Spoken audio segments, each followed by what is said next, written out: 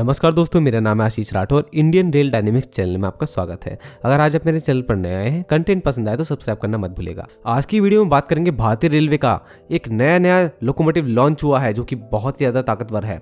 ये locomotive freight operation के लिए यूज़ होगा और इस लोकोमोटिव की खास बात क्या है, इसको किसने बनाया है, और साथ में ही सीमेंस जो भारत के लिए नए लोकोमोटिव बनाने वाली है फ्रेट के क्षेत्र में, और ऐसे में वैक 12 लोकोमोटिव जो फ्रांस की एल्स्टॉम कंपनी हमारे लिए बना रही है।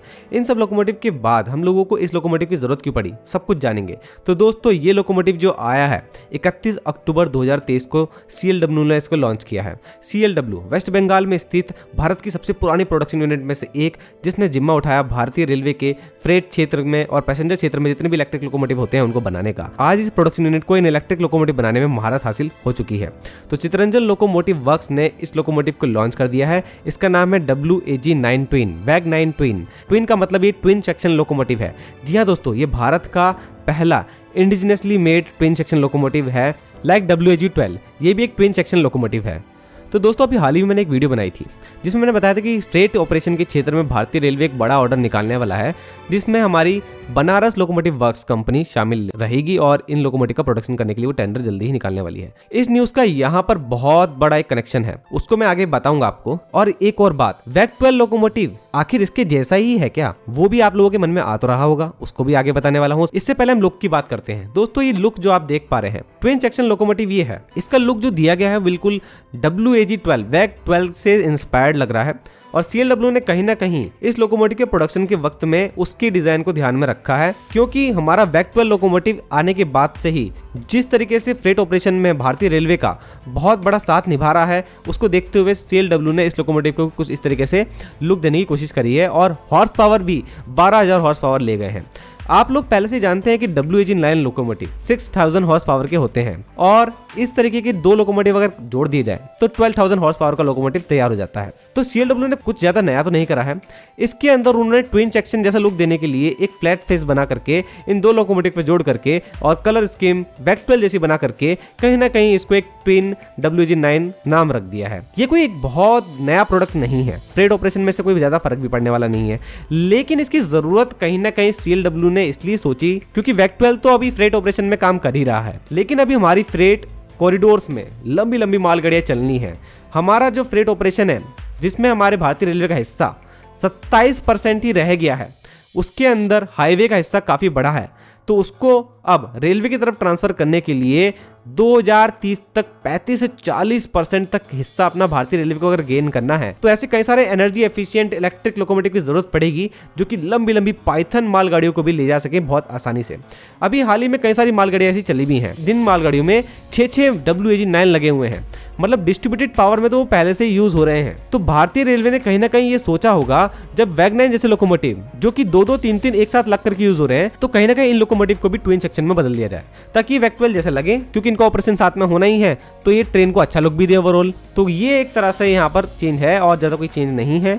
12,000 हॉर्स पावर कहीं ना कहीं बहुत ज्यादा हेल्प करेगी हमारे फ्रेट ट्रेन की तेज चलने में। लगभग 100 से 120 kmph मैक्सिमम स्पीड इस लोकोमोटिव की होने वाली है। अब इसका ट्रैक्टिव एफर्ट कितना होने वाला है, क्योंकि कंबाइंड अगर बनाया है तो हो सकता है कि कुछ इंप्रूवमेंट किया हो, लेकिन अभी उसकी न्यूज नहीं आई है सामने, क्योंकि टेक्निकल बहुत ज्यादा रिवील तो नहीं हुआ है CLW की तरफ से।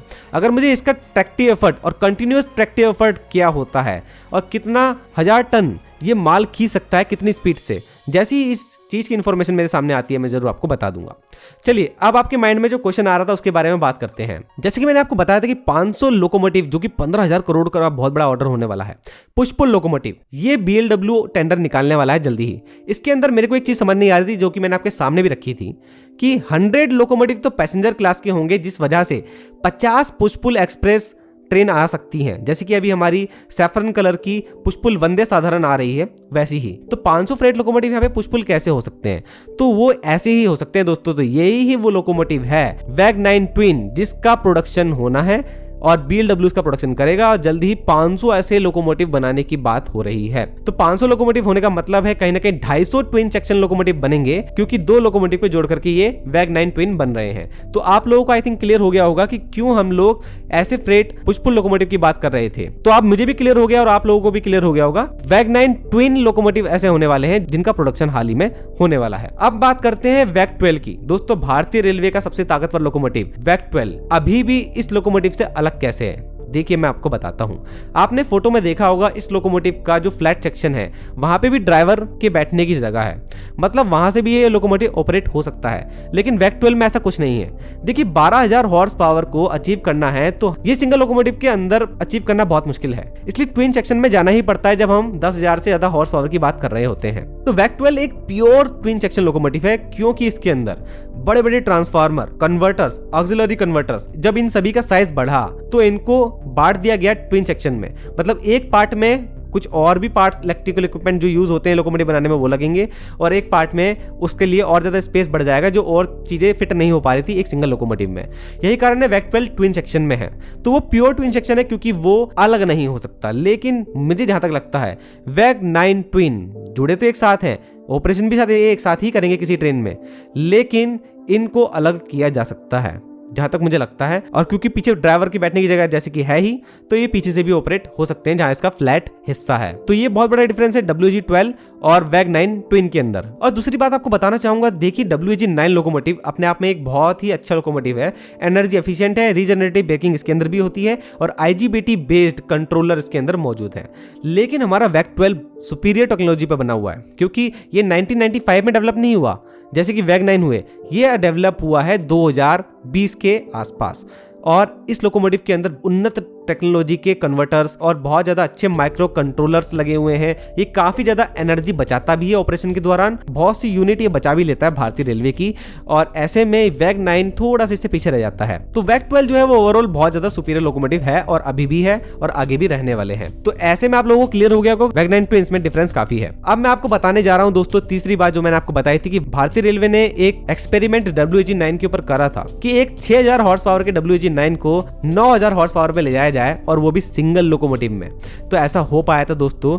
WAG9HH एक हैवी ऑपरेशन के लिए लोकोमोटिव बनाया गया था। ज्यादा यूनिट इसके नहीं बने, लेकिन ये लोकोमोटिव आ चुके हैं और CLW ने इसको डेवलप कर लिया है। इसके लिए बहुत ज्यादा हैवी लगभग 1150 किलोवाट की मोटर डिजाइन करवाई थी CLW ने, और सीमेंस, BHEL इन कंपनियों ने इसमें पार्टिसिपेशन भी किया था। भारतीय रेलवे ने आखिर में डिसाइड किया कि ऐसे 1200 इलेक्ट्रिक 9000 हॉर्स पावर लोकोमोटिव की इंडियन रेलवे को जरूरत है आगे आने वाले 10 सालों में। यही कारण है इसका ऑर्डर सीमेंस इंडिया को दिया। ये सीमेंस इंडिया पहले से इस लोकोमोटिव के जो इलेक्ट्रिकल इक्विपमेंट है जैसे कि प्रोपल्शन सिस्टम है उस पर काम कर ही रही थी और कामयाब भी हुई थी। तो ऐसे में इस कंपनी को ही पूरा का पूरा WAG9HH बनाने का ऑर्डर मिल गया।